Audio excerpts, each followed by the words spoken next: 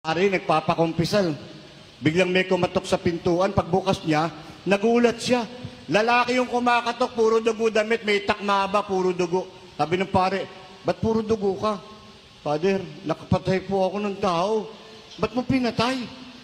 Father, nag-uusap lang naman kami. Nauwi sa pagtatalo. Ayaw niya pong magpatalo, Father. Kaya pinatay ko na lang siya. Ano naman ang pinag-uusapan yung nauwi sa pagtatalo para maging dahilan para patayin mo? Pinipilit niya yung kanya, Father. Sabi niya kasi, meron daw Diyos, may Diyos daw. Sabi ko sa kanya, walang Diyos, wala. Pinipilit niya talaga ako, Father. May Diyos nga, may Diyos. Sabi ko, wala nga. Ayaw niyang tumigil, Father. Pinatay ko na lang siya. Ikaw, Father, naniniwala ka bang may Diyos? Sabi nung pare, dati. Oh, bakit? Kung sa inyo nakatutok yung palakol, maninindigan kayo? Ha? Kahit ako sabihin ko, chismis lang yan.